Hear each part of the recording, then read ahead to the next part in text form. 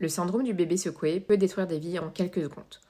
Le syndrome du bébé secoué survient lorsque le bébé est violemment secoué, souvent du fait de l'intolérance de l'adulte aux pleurs du bébé.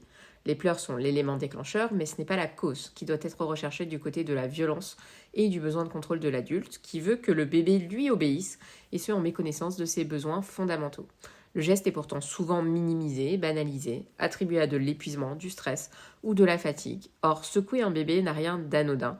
Et quand on comprend la violence du geste, on réalise que tout le monde ne peut pas secouer, même si, par un souci de prévention, on essaye de viser un maximum de personnes possible.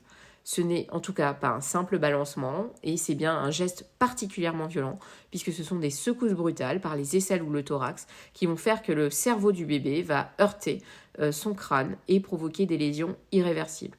Conséquences terribles, des saignements intracrâniens, des hématomes sous-duraux, le plus souvent multifocaux, avec une rupture des veines ponts, qui sont quand même des veines qui vont relier globalement le cerveau au crâne. Et on a aussi des hémorragies rétiniennes, du sang dans les yeux, et on peut retrouver d'autres lésions qui peuvent être associées, mais ne sont pas obligatoires pour poser le diagnostic du bébé secoué, comme par exemple des côtes brisées. Chaque année, des bébés meurent ou souffrent de handicaps graves, paralysie, cécité, retards mentaux irréversibles. Et les idées reçues sur le syndrome du bébé secoué sont nombreuses, mais à bannir. En réalité, secouer un bébé, ce n'est pas comme un jeu. Le lancer en l'air n'a rien à voir. C'est une force violente qui provoque les lésions du syndrome du bébé secoué. C'est une violence répétée, même si un seul épisode peut suffire à provoquer le décès du bébé. C'est donc une maltraitance et non pas un jeu innocent. En réalité, les lésions n'ont rien à voir lorsque on a par exemple un choc léger ou des trajets en poussette ou un bébé qui tombe de faible hauteur. Et en fait, pour avoir un ordre d'idée, on peut comparer ça à un accident de la route à plus de 90 km/h. On pense que les bébés sont plus résistants et se remettent comme ils sont petits. Pas du tout.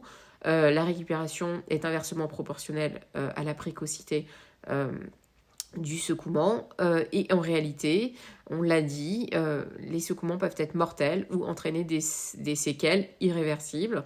Et en plus, on a le pronostic vital qui souvent est engagé quand on a un retard aux soins. Il n'y a pas non plus de profil type de secoueur. On a simplement des tendances statistiques qui nous viennent du fonds de garantie, qui est l'organe qui va indemniser les bébés secoués. Donc il y a un biais puisque beaucoup de bébés ne sont pas diagnostiqués ni même indemnisés. Et donc on sait de la part de ces statistiques qu'on a une proportion de 70% pour les pères ou beaux-pères, 20% pour les assistantes maternelles et 10% pour les mères. Au niveau des lésions qui sont spécifiques, pour pouvoir les identifier, en réalité, il faut aller aux urgences et en tout état de cause, ne pas hésiter à consulter dès qu'on a une suspicion de bébé secoué. Il faut même insister pour faire passer un scanner à son bébé, puisque en réalité, les lésions du bébé secoué ne se voient pas de l'extérieur, mais sont à l'intérieur du cerveau, puisque ce sont des nappes de sang qui doivent être visualisées par imagerie.